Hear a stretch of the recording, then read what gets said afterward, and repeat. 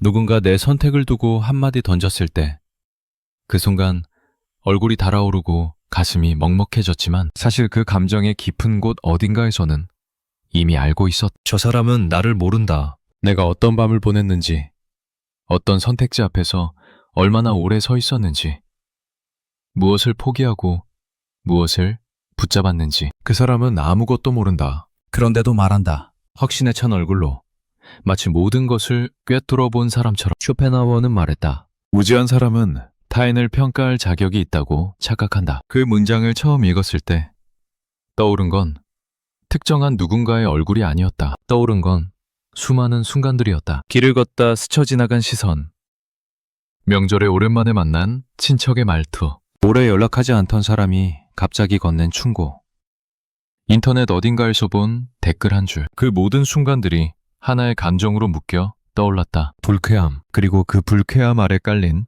말로 꺼내기 어려운 어떤 무력감. 왜 그토록 쉽게 말하는 걸까? 왜 그토록 확신에 차 있는 걸까? 왜 아무것도 모르면서 모른다는 사실조차 모르는 걸까? 그 질문은 오래 머물렀다. 쉽게 답이 나오지 않았다. 처음에는 그들이 나쁜 사람이라서 그런 줄 알았다. 악의가 있어서 일부러 상처를 주려고 그런 말을 하는 거라고 생각했다. 하지만 시간이 지나면서 알게 되었다. 그들 대부분은 악의가 없었다. 오히려 선이라고 믿고 있었다. 자신이 도움을 주고 있다고, 옳은 방향을 알려주고 있다고, 경험에서 우러나온 진심 어린 조언을 건네고 있다고 생각했다. 그게 더 이상했다. 악의보다 선의가 더 이해하기 어려웠다. 사람은 왜 자신이 모른다는 사실을 모를까? 이 질문 앞에서 한참을 서 있었다. 그리고 천천히, 아주 천천히 어떤 풍경이 보이기 시작했다. 그건 그들만의 문제가 아니었다. 나 역시 그랬던 적이 있었다. 누군가의 선택을 보고 속으로 판단했던 적, 저건 아닌데 싶었던 적, 왜 저렇게 살까 의아했던 적. 그 순간 나는 그 사람의 맥락을 알고 있었을까? 그 사람이 어떤 상황에 놓여 있었는지, 어떤 제약 안에서 움직이고 있었는지, 무엇이 그에게 가능하고 무엇이 불가능했는지 나는 알고 있었을까? 솔직하게 답하자면 몰랐다. 대부분의 경우 몰랐다. 그런데도 판단했다. 그 판단이 입 밖으로 나오지 않았을 뿐 마음속에서는 이미 평가가 끝나 있었다. 저 사람은 게으르다. 저 사람은 욕심이 많다. 저 사람은 생각이 짧다. 그런 결론들이 아무런 근거 없이 아주 빠르게, 거의 자동으로 만들어졌다. 그때 나는 내가 무지하다고 생각하지 않았다. 오히려 나는 꽤 잘 보는 편이라고 생각했다. 사람을 읽는 눈이 있다고, 상황을 파악하는 감각이 있다고 믿었다. 그 믿음이 얼마나 허술한 것이었는지, 얼마나 많은 것을 놓치고 있었는지 그때는 몰랐다. 무지는 아무것도 모르는 상태가 아니다. 무지는 자신이 모른다는 것을 모르는 상태다. 그래서 무지한 사람은 자신이 무지하다고 느끼지 않는다. 오히려 자신이 꽤 많이 알고 있다고 느낀다. 보이는 것이 전부라고 느낀다. 그래서 판단하고 평가하고 결론을 내린다. 그 결론이 얼마나 빈약한 기반 위에 서 있는지 돌아보지 않는다. 돌아볼 이유가 없다. 이미 충분하다고 느끼니까. 이건 지능의 문제가 아니다. 교육의 문제도 아니다. 책을 많이 읽은 사람도, 학위가 높은 사람도, 사회적으로 성공한 사람도 똑같이 이 함정에 빠진다. 오히려 더 깊이 빠지기도 한다. 자신이 많이 알고 있다는 확신이 강할수록 자신이 모르는 영역이 있다는 가능성을 떠올리기 어려워진다. 아는 것이 많아질수록 모르는 것이 줄어든다고 착각한다. 하지만 실제로는 그 반대다. 아는 것이 많아질수록 모르는 것의 크기가 비로소 보이기 시작한다. 그 역설을 이해하는 데는 오랜 시간이 걸린다. 어쩌면 평생이 걸릴 수도 있다. 누군가를 평가한다는 것은 무엇일까? 그 행위 안에는 무엇이 들어있을까? 평가는 기본적으로 비교다. 어떤 기준이 있고 그 기준에 비추어 대상을 측정한다. 기준보다 높으면 좋은 것이고 낮으면 나쁜 것이다. 단순하다. 너무 단순하다. 문제는 그 기준이 어디서 왔는가다. 누가 정했는가? 왜 그것이 기준이 되어야 하는가? 그 질문을 건너뛰면 평가는 폭력이 된다. 자신의 기준을 타인에게 강요하는 폭력. 우리는 각자 다른 세계에서 왔다. 같은 시대에 살고 같은 언어를 쓰고 같은 도시에 살더라도 각자의 세계는 다르다. 어린 시절에 어떤 말을 들었는지, 어떤 사람들 사이에서 자랐는지, 무엇을 두려워하도록 배웠는지, 무엇을 가치 있다고 믿게 되었는지, 그 모든 것이 다르다. 그래서 같은 상황을 보더라도 다른 것이 보인다. 같은 선택을 앞에 두고도 다른 무게를 느낀다. 그 차이를 무시하고 평가하는 것은 자신의 눈으로만 세상을 보겠다는 선언이다. 그 선언이 얼마나 오만한 것인지 평가하는 사람은 대개 알지 못한다. 타인의 삶은 바깥에서 보이는 것과 다르다. 항상 다르다. 예외 없이 다르다. 겉으로 보이는 것은 빈산의 일각이다. 수면 아래에는 보이지 않는 것들이 있다. 그 사람이 짊어지고 있는 과거, 그 사람을 둘러싼 관계들의 복잡함, 그 사람 안에서 충돌하고 있는 욕망들, 그 사람이 포기할 수 없는 것들과 포기해야만 했던 것들, 그 모든 것이 수면 아래에 있다. 바깥에서는 보이지 않는다. 가까이 가도 보이지 않는다. 그 사람이 직접 보여주지 않으면 영원히 알 수 없다. 그런데 우리는 보이는 것만으로 판단한다. 보이는 것이 전부라고 가정한다. 그 가정이 틀렸다는 것을 알면서도 매번 같은 가정을 반복한다. 왜 그럴까? 왜 우리는 보이지 않는 것을 상상하지 못할까? 왜 우리는 자신이 보지 못하는 것이 있다는 사실을 쉽게 잊을까? 아마도 그게 더 편하기 때문일 것이다. 복잡한 것을 복잡하게 받아들이는 것은 힘들다. 에너지가 든다. 시간이 든다. 불확실함을 견뎌야 한다. 그에 비해 단순하게 판단하는 것은 쉽다. 빠르다. 명쾌하다. 좋은 것과 나쁜 것, 옳은 것과 그른 것, 똑똑한 것과 어리석은 것. 이분법은 효율적이다. 하지만 효율적인 것이 정확한 것은 아니다. 빠른 것이 진실에 가까운 것은 아니다. 인간은 느는 에너지를 아끼려고 한다. 가능하면 덜 생각하려고 한다. 그래서 패턴을 만든다. 한번 만들어진 패턴은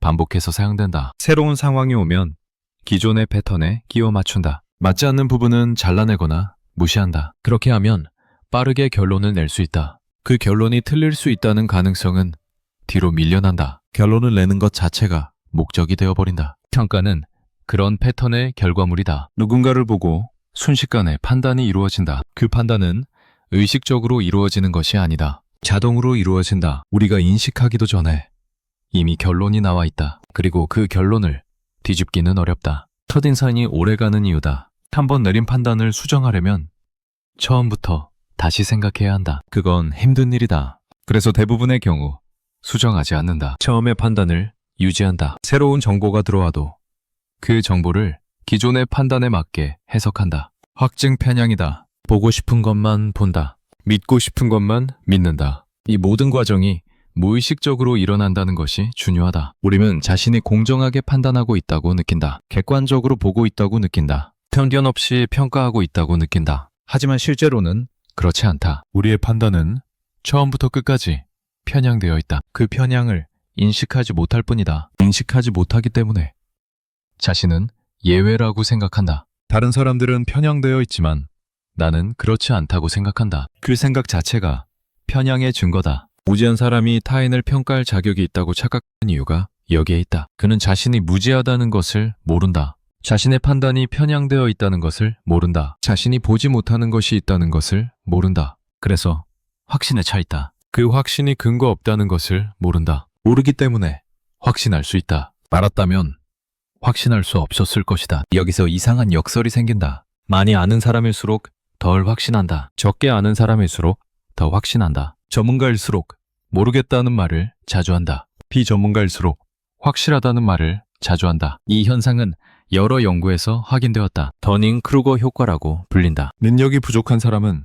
자신의 능력을 과대평가하고 능력이 뛰어난 사람은 자신의 능력을 과소평가한다. 왜 그럴까? 능력이 부족한 사람은 자신에게 무엇이 부족한지 알 능력도 부족하기 때문이다. 메타인지의 문제다. 자신을 객관적으로 볼 수 있는 능력이 없으면 자신의 한계를 알 수 없다. 한계를 모르니까 한계가 없다고 느낀다. 이건 특정한 사람들만의 문제가 아니다. 우리 모두의 문제다. 누구나 어떤 영역에서는 전문가이고 다른 영역에서는 비전문가다. 자신이 잘 아는 영역에서는 겸손해진다. 복잡함을 알기 때문이다. 하지만 자신이 잘 모르는 영역에서는 쉽게 판단한다. 복잡함을 모르기 때문이다. 문제는 우리가 어떤 영역을 잘 모른다는 것을 인식하지 못할 때 생긴다. 잘 모르는 영역을 잘 안다고 착각할 때 생긴다. 타인의 삶은 우리 모두에게 낯선 영역이다. 아무리 가까운 사람이라도 그 사람의 내면을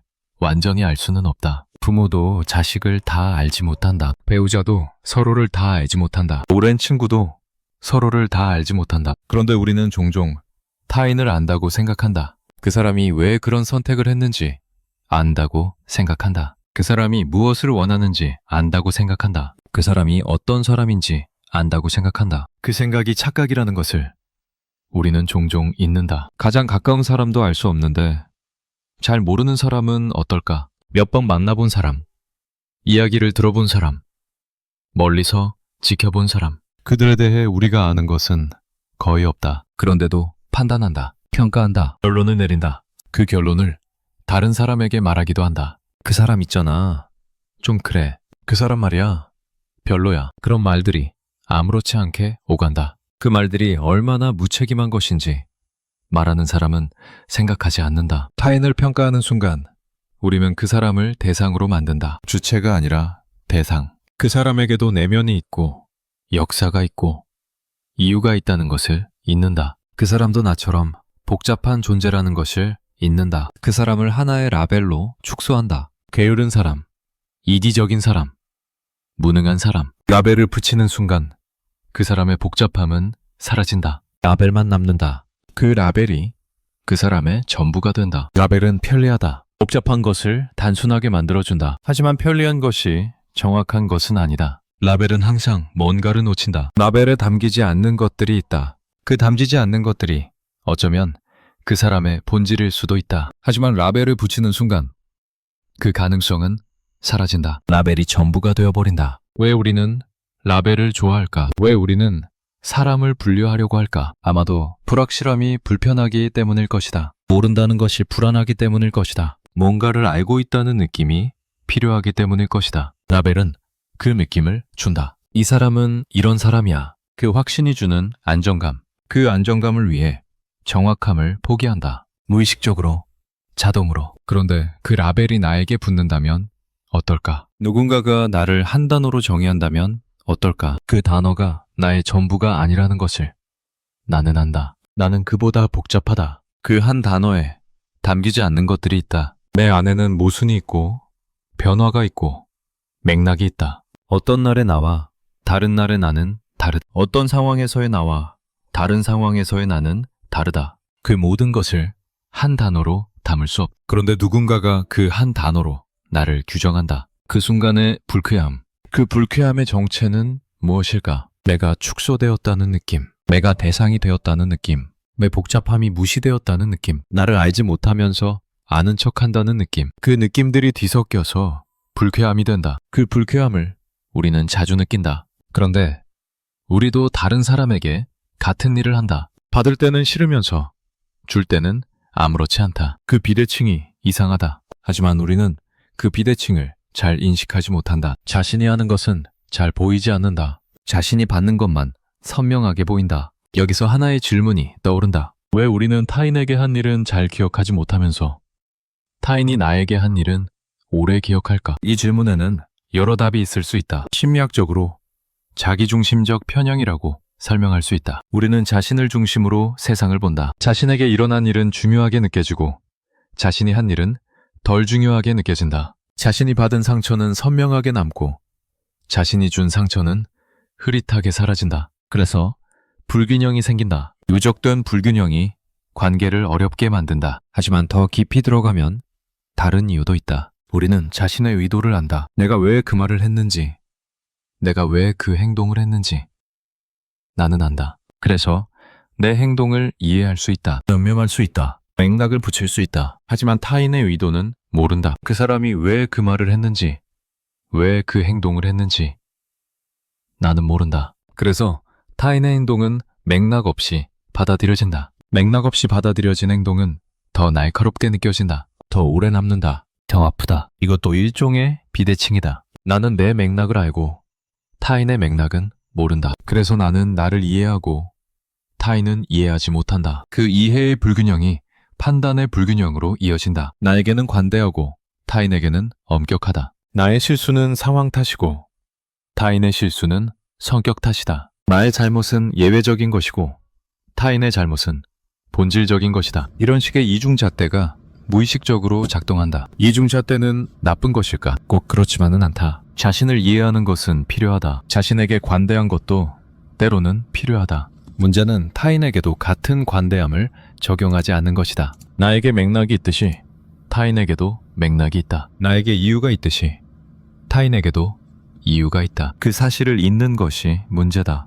타인에게도 맥락이 있다는 것을 인정하는 순간 판단은 어려워진다. 확신은 흔들린다. 그 사람이 왜 그랬는지 모르겠다. 그 사람의 입장에서는 어땠을지 모르겠다. 그런 불확실함이 밀려온다. 불확실함은 불편하다. 그래서 우리는 불확실함을 피하려고 한다. 맥락을 무시하고 판단해버린다. 그게 더 편하니까. 하지만 편한 것이 옳은 것은 아니다. 평가와 이해는 다르다. 평가는 위에서 아래로 내려다보는 것이다. 이해는 옆에서 함께 바라보는 것이다. 평가는 결론을 내리는 것이다. 이해는 결론을 보류하는 것이다. 평가는 빠르다.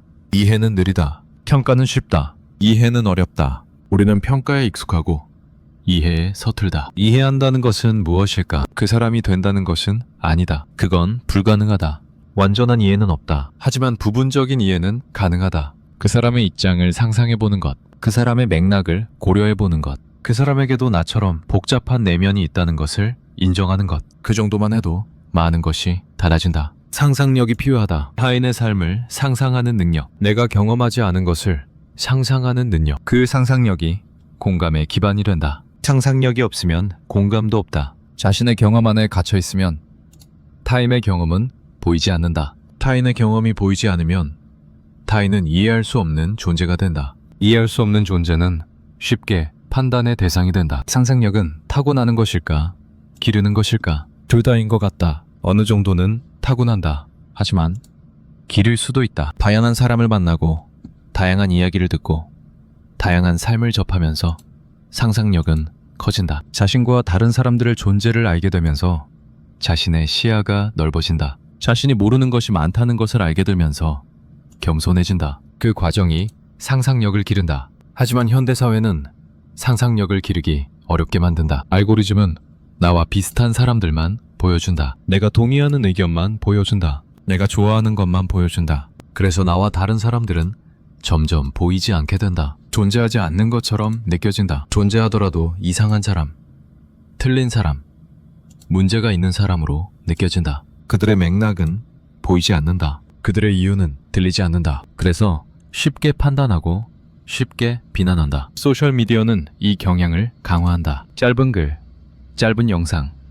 짧은 반응, 모든 것이 빠르다. 빠른 환경에서는 깊은 이해가 어렵다. 표면만 보고 지나간다. 표면만 보고 판단한다. 맥락을 알 시간이 없다. 맥락을 알 필요도 못 느낀다. 그래서 판단은 점점 피상적이 되고 점점 극단적이 된다. 좋거나 나쁘거나 옳거나 그르거나 중간은 없다. 회색은 없다. 흑백만 있다. 그런 환경에서 살다 보면 사고방식도 그렇게 바뀐다. 복잡한 것을 복잡하게 받아들이는 능력이 줄어든다. 단순화하는 습관이 강해진다. 타인을 이해하려는 노력이 줄어든다. 타인을 판단하는 속도가 빨라진다. 그게 정상인 것처럼 느껴진다. 모두가 그러니까, 모두가 그러면 괜찮은 것처럼 느껴진다. 하지만 모두가 그렇다고 해서 옳은 것은 아니다. 때로는 멈춰서 생각해봐야 한다. 내가 지금 누군가를 판단하고 있는가? 그 판단의 근거는 무엇인가? 나는 그 사람에 대해 얼마나 알고 있는가? 내가 모르는 것은 무엇인가? 그런 질문들을 스스로에게 던져봐야 한다. 그 질문들이 불편해도 던져봐야 한다. 불편함을 피하면 무지 속에 머물게 된다. 무지 속에 머물면 계속 착각하게 된다. 자격이라는 단어를 생각해본다. 타인을 평가할 자격. 그런 자격은 누구에게 있을까? 아마도 아무에게도 없을 것이다. 우리는 모두 불완전하다. 우리는 모두 편향되어 있다. 우리는 모두 자신의 경험이라는 좁은 창으로 세상을 본다. 그런 우리가 타인을 평가할 자격이 있다고 말할 수 있을까? 쉽게 말할 수 없다. 물론 현실에서는 평가가 필요한 경우도 있다. 업무에서, 교육에서, 법에서 어떤 기준을 세우고 그 기준에 따라 판단해야 하는 경우가 있다. 하지만 그런 공식적인 평가조차도 한계가 있다. 완벽하게 공정한 평가는 없다. 모든 맥락을 고려한 평가는 없다. 평가하는 사람도 편향되어 있고 평가 기준도 편향되어 있다. 그 한계를 인정하면서 평가해야 한다. 자신이 절대적으로 옳다고 생각하면서 평가하면 안 된다. 일상에서의 평가는 더 문제가 많다. 일상에서의 평가는 기준도 없고 절차도 없고 검증도 없다. 그냥 느낌으로 판단한다. 첫인상으로 판단한다. 몇 마디 말로 판단한다. 그 판단이 틀릴 가능성은 생각하지 않는다. 틀리더라도 책임지지 않는다. 그냥 머릿속에 남아서 그 사람에 대한 태도에 영향을 미친다. 말하지 않아도 태도에 묻어난다. 그 태도가 관계를 규정한다. 누군가에 대한 판단이 한번 내려지면 그 판단은 쉽게 바뀌지 않는다. 새로운 정보가 들어와도 기존의 판단에 맞게 해석된다. 그 사람이 좋은 일을 해도 뭔가 속셈이 있을 거라고 생각한다. 그 사람이 달라진 것 같아도 원래 그런 사람이니까 언젠가 본색이 드러날 거라고 생각한다. 판단이 틀렸을 가능성은 고려하지 않는다. 자신의 판단을 지키려고 한다. 왜 그럴까? 판단을 바꾸는 것은 자신이 틀렸다는 것을 인정하는 것이기 때문이다. 틀렸다는 것을 인정하는 것은 불편하다. 자존심이 상한다.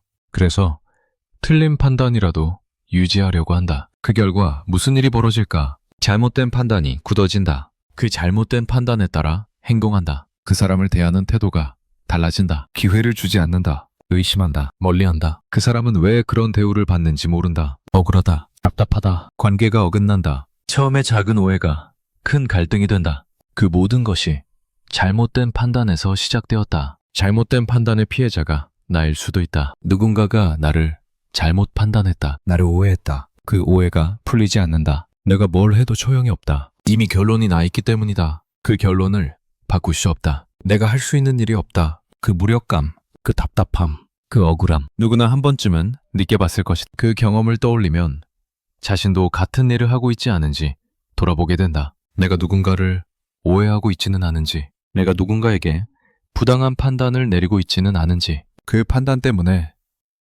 누군가가 나처럼 답답해하고 있지는 않은지, 그런 생각을 하면 조금 겸손해진다. 조금 조심스러워진다. 겸손은 약함이 아니다. 겸손은 자신의 한계를 아는 것이다.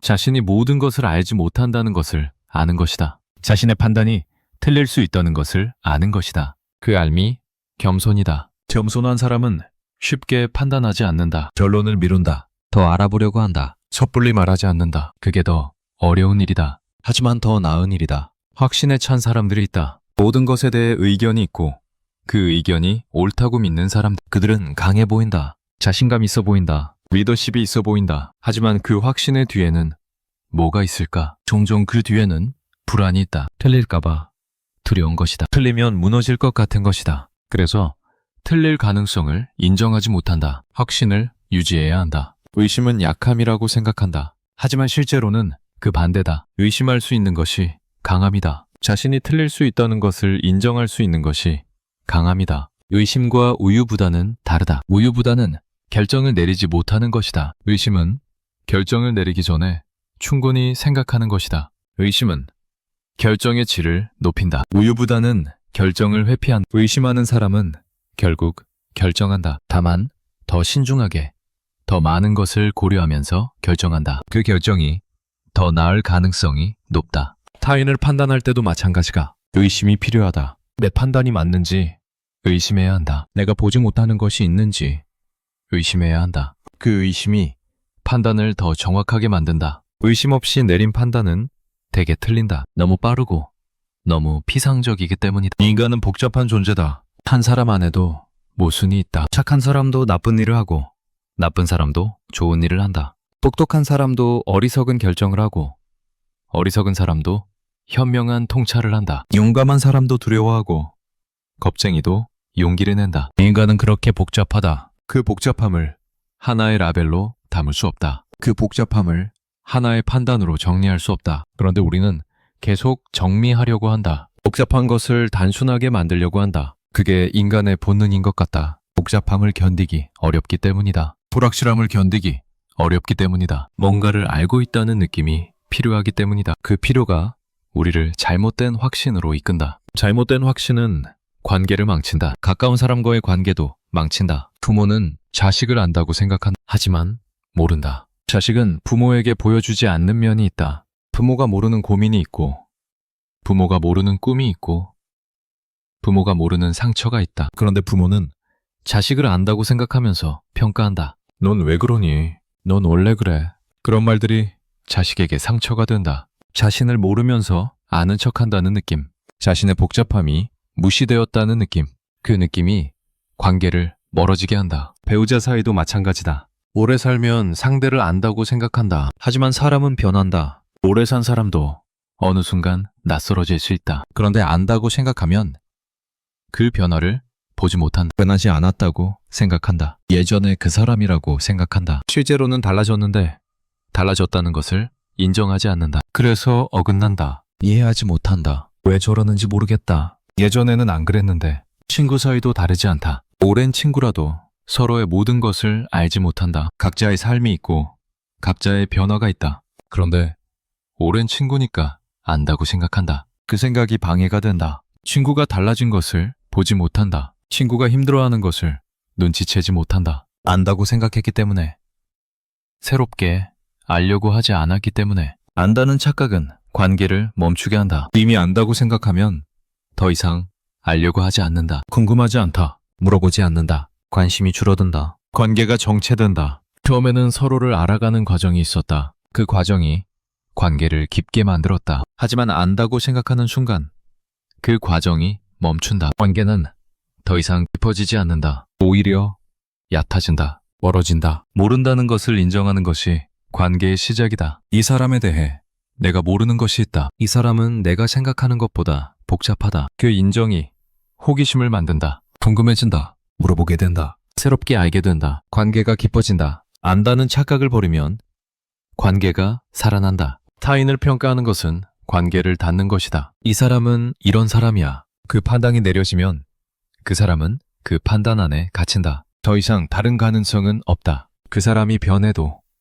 그 사람이 다른 면을 보여도 보이지 않는다. 이미 결론이 나 있기 때문이다. 결론이 나면 눈이 닫힌다. 열린 눈으로 사람을 보려면 결론을 미뤄야 한다. 판단을 보류해야 한다. 쉽지 않다. 뇌는 자꾸 결론을 내리려고 한다. 불확실함을 해소하려고 한다. 그 충동을 억제해야 한다. 의식적으로 억제해야 한다. 아직 모른다. 더 봐야 한다. 그런 태도를 유지해야 한다. 그 태도는 피곤하다. 에너지가 든다. 그래서 가까운 사람에게만 적용할 수 있다. 모든 사람에게 그렇게 할 수는 없다. 세상에는 너무 많은 사람이 있고 그 모든 사람을 깊이 이해하려면 평생이 걸려도 모자란다. 그래서 어느 정도의 판단은 불가피하다. 효율적으로 살기 위해서 필요하다. 하지만 불가피하다는 것과 정당하다는 것은 다르다. 불가피하게 판단한다고 해서 그 판단이 옳은 것은 아니다. 효율적이라고 해서 정확한 것은 아니다. 그 한계를 인식해야 한다. 내 판단은 불완전하다. 틀릴 수 있다. 그 사람의 일부만 보고 내린 판단이다. 그 인식이 있으면 판단이 덜 폭력적이 된다. 확신이 줄어든다. 여지가 생긴다. 무지한 사람은 그 여지가 없다. 자신의 판단이 틀릴 수 있다는 가능성을 인정하지 않는다. 자신은 충분히 알고 있다고 생각한다. 그래서 확신에 차 있다. 그 확신이 폭력이 된다. 의도하지 않았더라도 폭력이 된다. 타인의 복잡함을 짓밟는 폭력. 타인의 맥락을 무시하는 폭력. 타인을 대상으로 만드는 폭력. 폭력이라는 단어가 과하게 느껴질 수도 있다. 말로 하는 평가가 무슨 폭력이냐고 생각할 수도 있다. 하지만 말은 힘이 있다. 말은 상처를 준다. 말은 사람을 규정한다. 말로 내려진 판단이 그 사람에게 꼬리표처럼 붙는다. 그 꼬리표가 그 사람의 삶에 영향을 미친다. 기회가 줄어들고 관계가 어려워지고 자신에 대한 생각도 바뀐다. 그게 폭력이 아니면 뭘까?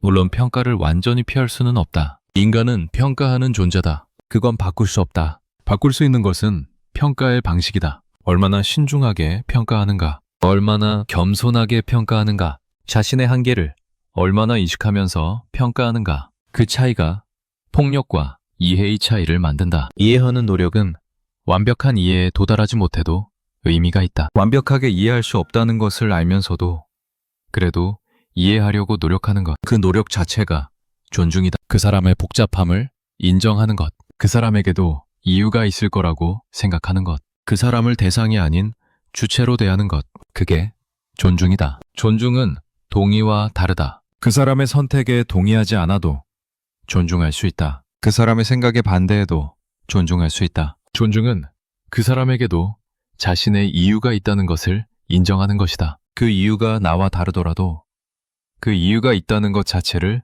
인정하는 것이다. 그 인정이 존중이다. 존중 없이 평가하면 그건 심판이 된다. 위에서 아래로 내려다보면서 옳고 그름을 가르는 심판. 그 심판의 자격이 누구에게 있을까? 종교에서는 신에게만 그 자격이 있다고 한다. 인간을 심판할 자격이 없다. 세속적으로 말하더라도 한 인간이 다른 인간을 심판할 자격이 있다고 말하기는 어렵다. 우리는 모두 결함이 있고 모두 편향되어 있고 모두 불완전하다. 그런 우리가 다른 사람을 심판하는 것은 우스운 일이다. 하지만 우리는 끊임없이 심판한다. 그게 습관이 되어 있다. 누군가를 보면 자동으로 평가가 시작된 이 사람은 어떤 사람일까? 좋은 사람일까? 나쁜 사람일까? 유능할까? 무능할까? 믿을만 할까? 믿지 못할까? 그런 판단들이 순식간에 이루어진다. 의식하지도 못하는 사이에 그 자동적인 반응을 멈추기는 어렵다. 완전히 멈추는 것은 불가능할 수도 있다. 하지만 알아차릴 수는 있다. 내가 지금 판단하고 있다는 것을 알아차릴 수 있다. 그 알아차림이 있으면 판단을 검토할 수 있다. 이 판단이 근거가 있는가? 내가 충분히 알고 있는가? 다른 가능성은 없는가? 그런 질문을 던질 수 있다. 그 질문들이 판단을 더 신중하게 만든다. 알아차림은 연습이 필요하다. 명상에서 말하는 마음 챙김과 비슷하다. 자신의 마음에서 무슨 일이 일어나는지 관찰하는 것. 판단이 올라오는 것을 지켜보는 것. 판단에 휩쓸리지 않고 한 발 떨어져서 보는 것. 쉽지 않다. 꾸준한 연습이 필요하다. 하지만 가능하다. 연습을 하다 보면 자신의 패턴이 보인다. 나는 어떤 사람을 쉽게 판단하는가? 어떤 특성을 가진 사람에게 부정적으로 반응하는가? 어떤 상황에서 빠르게 결론을 내리는가? 그 패턴이 보이면 그 패턴을 의심할 수 있다. 왜 나는 이런 패턴을 가지고 있을까? 이 패턴이 정당한가? 그런 질문을 던질 수 있다. 대개 그 패턴은 과거에서 온다. 어린 시절의 경험, 특정한 기억, 주변 사람들의 영향, 그런 것들이 쌓여서 패턴이 된다. 그 패턴은 한때는 유용했을 수 있다. 나를 보호하는데 도움이 되었을 수 있다. 하지만 지금도 유용한지는 다른 문제다. 과거에 만들어진 패턴이 현재에도 적절한지 검토해봐야 한다. 예를 들어 어린 시절에 어떤 유형의 사람에게 상처를 받았다면 그 유형의 사람을 경계하는 패턴이 생길 수 있다. 그 패턴은 한때 나를 보호했을 것이다. 하지만 그 유형에 속하는 모든 사람이 나를 상처 주는 것은 아니다. 그런데 패턴이 있으면 그 유형의 사람을 만나면 자동으로 경계하게 된다. 그 사람이 어떤 사람인지 보기도 전에 이미 판단이 내려진다. 그게 공정할까? 그 사람 입장에서는 억울할 것이다. 자신의 패턴을 아는 것이 첫걸음이다. 그 패턴이 어디서 왔는지 이해하는 것이 두 번째 걸음이다. 그 패턴이 지금도 적절한지 검토하는 것이 세 번째 걸음이다. 그 패턴을 수정하는 것이 네 번째 걸음이다. 이 모든 과정에는 시간이 걸린다. 인내가 필요하다. 하지만 그 과정을 거치면 더 공정하게 볼 수 있게 된다. 더 열린 눈으로 볼 수 있게 된다. 완벽해지지는 않는, 편향이 완전히 사라지지는 않는다. 인간인 이상 어느 정도의 편향은 불가피하다. 하지만 줄일 수는 있다. 알아차릴 수는 있다. 검토할 수는 있다. 그것만으로도 많은 것이 달라진다. 무지한 사람과 지혜로운 사람의 차이는 지식의 양이 아니다. 자신의 한계를 아는가의 차이다. 자신이 모를 수 있다는 것을 아는가의 차이다. 자신의 판단이 틀릴 수 있다는 것을 인정하는가의 차이다. 지식이 많아도 그 인식이 없으면 무지하다. 지식이 적어도 그 인식이 있으면 지혜롭다. 소크라테스는 자신이 아는 것은 자신이 모른다는 것뿐이라고 했다. 그 말이 겸손처럼 들릴 수 있지만 사실은 깊은 통찰이다. 자신이 모른다는 것을 아는 것이 삶의 시작이다. 모른다는 것을 모르면 더 이상 배우지 않는다. 이미 충분히 안다고 생각하기 때문이다. 모른다는 것을 알면 계속 배운다. 아직 부족하다고 생각하기 때문이다. 그래서 모른다는 것을 아는 사람이 더 많이 한다. 역설적이다.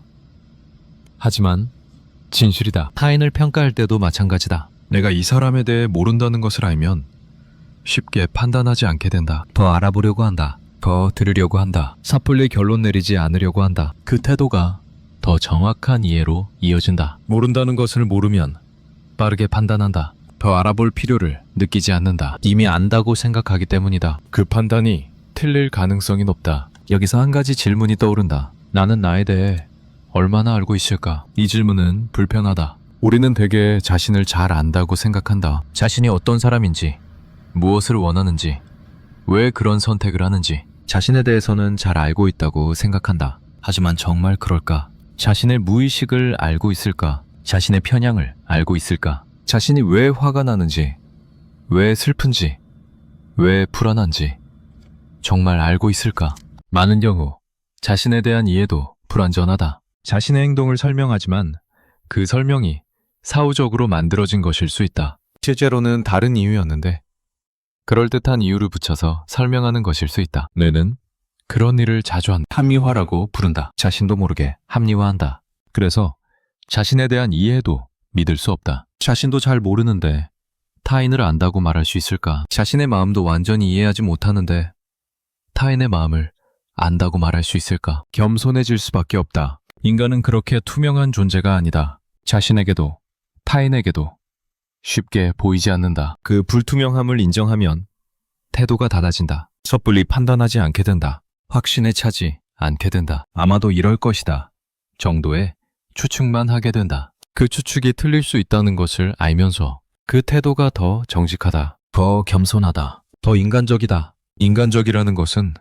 불완전함을 인정하는 것이다. 한계를 인정하는 것이다. 틀릴 수 있다는 것을 인정하는 것이다. 그 인정이 우리를 더 좋은 사람으로 만들지는 않는다. 하지만 더 정직한 사람으로 만든다. 더 겸손한 사람으로 만든다. 더 열린 사람으로 만든다. 타인을 평가할 자격이 있다고 착각하는 것은 자신이 특별하다고 생각하는 것과 연결되어 있다. 자신은 다른 사람보다 더 잘 본다. 자신은 다른 사람보다 더 정확하게 판단한다. 자신은 다른 사람보다 덜 편향되어 있다. 그런 생각들이 깔려 있다. 하지만 그런 생각이야말로 편향의 증거다. 자신만은 예외라고 생각하는 것이야말로 무지의 증거다. 예외는 없다. 누구나 편향되어 있다. 누구나 불완전하게 본다. 누구나 틀린 판단을 한다. 그 사실을 인정하는 사람과 인정하지 않는 사람의 차이가 있을 뿐이다. 인정하는 사람은 조심한다. 인정하지 않는 사람은 확신한다. 조심하는 사람이 덜 틀린다. 확신하는 사람이 더 많이 틀린다.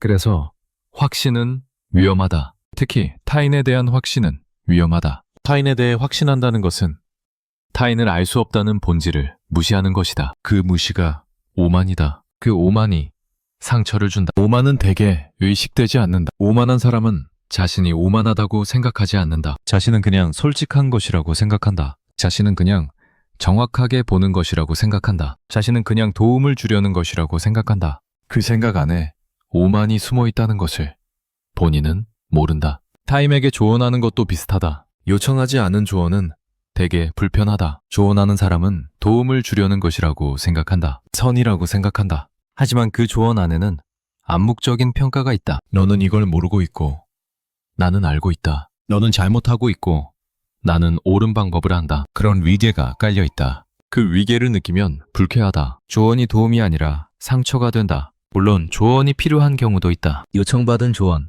필요한 조언, 적절한 조언은 도움이 된다. 문제는 요청받지 않은 조언, 필요하지 않은 조언, 적절하지 않은 조언이다. 그런 조언은 상대를 위한 것이 아니다. 자신을 위한 것이다. 자신이 안다는 것을 보여주기 위한 것이다. 자신이 도움을 주는 좋은 사람이라는 것을 확인하기 위한 것이다. 그 동기가 숨어 있다. 조언하고 싶은 충동을 느낄 때 멈춰서 생각해 봐야 한다. 이 조언이 정말 상대에게 필요한가? 상대가 원하는가? 내가 알고 있다고 생각하는 것이 정말 맞는가? 이 상황에 대해 내가 충분히 알고 있는가? 그런 질문들을 던져봐야 한다. 대개의 경우 조언하지 않는 것이 낫다. 그냥 들어주는 것이 낫다. 공감해주는 것이 낫다. 판단하지 않는 것이 낫다. 들어주는 것은 어렵다. 판단하지 않고 듣는 것은 더 어렵다. 상대의 말을 들으면서 머릿속에서 이미 반응이 만들어진다. 그건 아닌데 하는 생각. 왜 그랬어?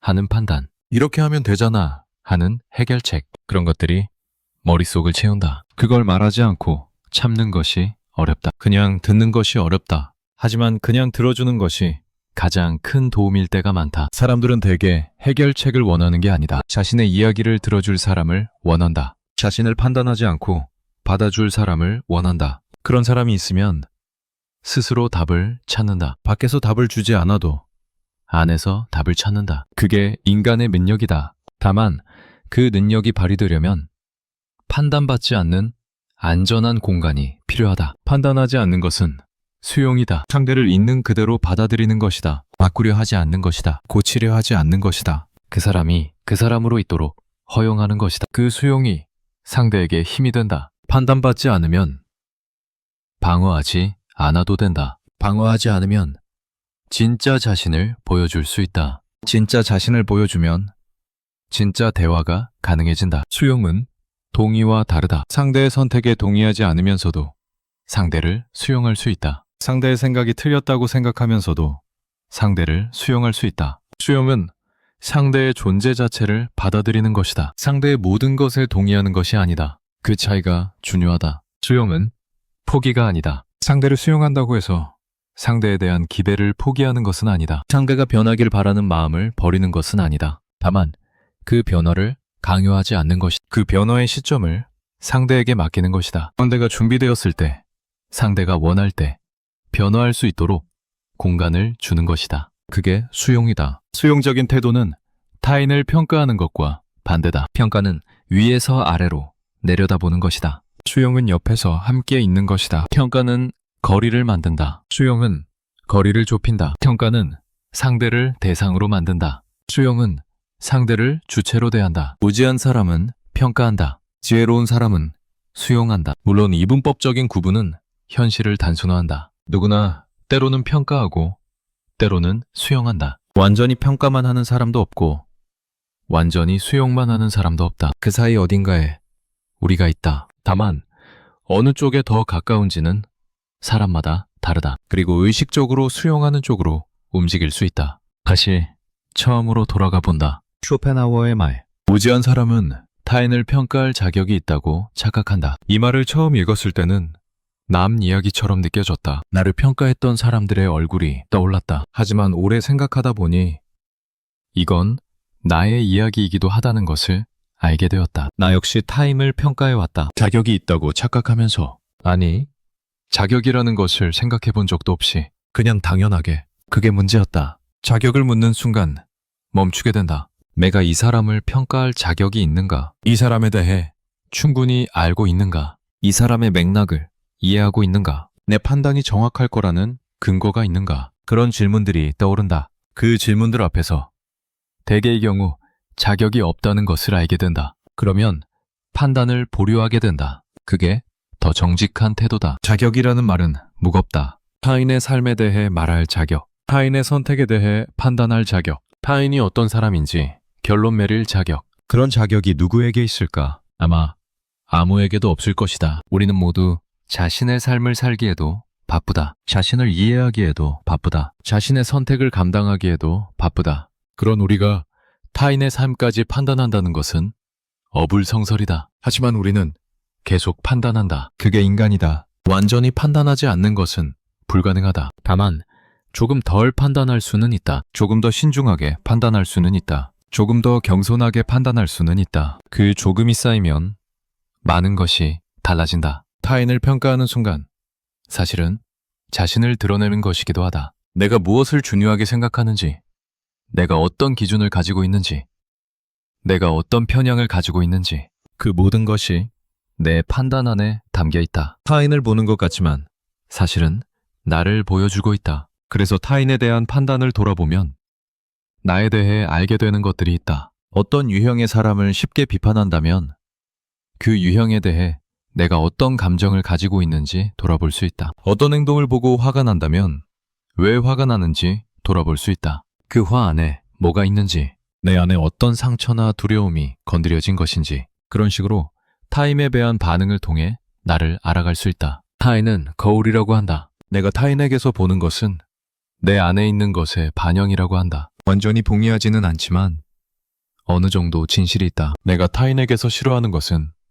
내 안에서도 싫어하는 것일 수 있다. 내가 타인에게서 부러워하는 것은 내가 갖고 싶은 것일 수 있다. 그런 식으로 타인에 대한 반응이 나를 비춘다. 이 관점에서 보면 타인을 평가하는 것은 기회이기도 하다. 나를 알 기회, 내 안에 뭐가 있는지 볼 기회. 하지만 그 기회를 살리려면 평가에 머무르지 않아야 한다. 평가하고 끝내면 타인만 판단한 것이다. 평가한 후에 그 평가를 돌아보면 나를 알게 된다. 왜 내가 이렇게 판단했을까? 내 안에 뭐가 있어서 이런 반응이 나왔을까? 그런 질문이 나를 알게 한다. 결국 타인에 대한 태도는 나에 대한 태도와 연결되어 있다. 타인에게 엄격한 사람은 대개 자신에게도 엄격하다. 타인에게 관대한 사람은 대개 자신에게도 관대하다. 타인을 쉽게 판단하는 사람은 대개 자신도 판단당할까봐 두려워한다. 타인을 수용하는 사람은 대개 자신도 수용하고 있다. 그 연결을 보면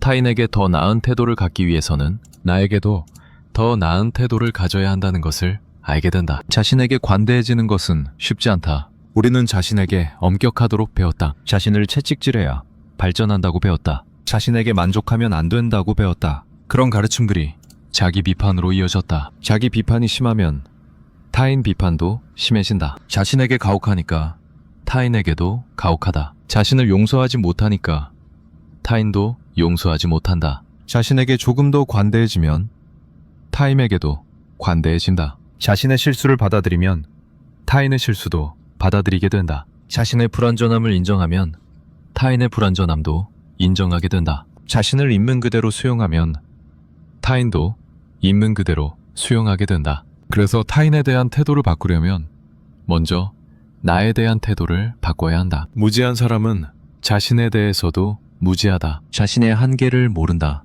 자신의 편향을 모른다. 자신이 왜 그런 반응을 하는지 모른다. 그래서 타인에게도 무지하게 대한다. 자신을 알면 타인도 더 잘 알게 된다. 자신의 복잡함을 알면 타인의 복잡함도 인정하게 된다. 자신의 불투명함을 알면 타인의 불투명함도 존중하게 된다. 자기 인식은 평생의 과제다. 완전히 자신을 아는 것은 불가능하다. 하지만 조금씩 더 알아갈 수는 있다. 그 과정에서 타인에 대한 태도도 바뀐다. 더 겸손해지고, 더 열려지고, 더 관대해진다. 완벽해지지는 않는, 하지만 조금씩 나아진다. 지금 이 글을 읽으면서 누군가의 얼굴이 떠오를 수 있다. 나를 부당하게 평가했던 사람, 아무것도 모르면서 확신에 차서 말했던 사람, 그 사람에 대한 불쾌함이 올라올 수 있다. 그 감정은 자연스러운 것이다. 부당한 평가는 상처를 준다. 그 상처가 남아있는 것은 당연하다. 하지만 그 사람도 어쩌면 자신이 무지하다는 것을 몰랐을 것이다. 자신이 상처를 주고 있다는 것을 몰랐을 것이다. 언이라고 생각했을 것이다. 도움이 된다고 생각했을 것이다. 그 무지가 죄가 될까? 쉽게 답할 수 없다. 알지 못했다고 해서 상처가 사라지는 것은 아니다. 하지만 알지 못했다는 것을 이해하면 그 사람을 조금 다르게 볼 수 있게 된다. 용서하라는 말이 아니다. 이해하라는 말도 아니다. 다만 그 사람도 불완전한 인간이었다는 것을 인정하면 그 무게가 조금 가벼워질 수 있다. 그리고 나 자신도 돌아보게 된다. 나도 누군가에게 그런 사람이었을 수 있다. 아무것도 모르면서 평가했던 적이 있을 수 있다. 상처를 주었을 수 있다. 모르는 사이에 의도하지 않았지만 그 가능성을 인정하는 것이 불편하지만 인정해야 한다. 그래야 앞으로 덜 그렇게 할 수 있다. 완벽해질 수는 없다. 모든 판단을 멈출 수는 없다. 모든 사람을 완전히 이해할 수는 없다. 그건 인간의 한계다. 하지만 그 한계 안에서 조금 더 나아갈 수는 있다. 조금 더 신중해질 수 있다. 조금 더 겸손해질 수 있다. 조금 더 열릴 수 있다. 그 조금이 모이면 세상이 조금 달라질 수 있다. 한 사람의 태도가 바뀌면 그 사람과 관계된 사람들이 영향을 받는다. 그 영향이 퍼져나간다. 작은 변화가 큰 변화로 이어진다. 거창한 이야기가 아니다. 한 사람이 덜 판단하면 한 사람이 덜 상처받는다. 그것만으로도 의미가 있다. 무지한 사람은 타인을 평가할 자격이 있다고 착각한다. 이 말은 경고이기도 하고 초대이기도 하다. 자신의 무지를 인식하라는 경고, 그리고 더 겸손한 태도로 타인을 대하라는 초대. 그 초대를 받아들일지 말지는 각자의 선택이다. 강요할 수 없다. 다만 그 선택이 나와 타인의 관계를, 나와 나의 관계를, 결국은 나의 삶을 바꾼다는 것을 알 수 있다. 아무것도 모르면서 확신에 차 있던 사람들이 있었다. 그들 때문에 상처받았다. 그 상처가 아직 남아있다. 하지만 나도 그런 사람이었을 수 있다. 아무것도 모르면서 확신에 차 있었을 수 있다. 누군가에게 상처를 주었을 수 있다. 그 사실을 인정하면 모든 것이 조금 달라 보인다. 남의 이야기가 내 이야기가 된다. 비난이 성찰이 된다. 분노가 이해로 바뀌지는 않지만 조금 가라앉는다. 우리는 모두 불완전하다. 모두 무지하다. 모두 편향되어 있다. 그 공통점 안에서 만난다. 서로를 완전히 이해할 순 없지만 서로가 불완전하다는 것은 이해할 수 있다. 그 이해가 연결의 시작이다. 그 연결 안에서 조금 덜 외로워진다. 조금 덜 상처받는다. 조금 덜 상처 준다. 알고 있었다. 처음부터 알고 있었다. 그 사람은 나를 몰랐다. 나도 그 사람을 몰랐다. 우리는 서로를 모르면서 판단했다. 모르면서 상처 주고, 모르면서 상처받았다. 그게 인간이었다.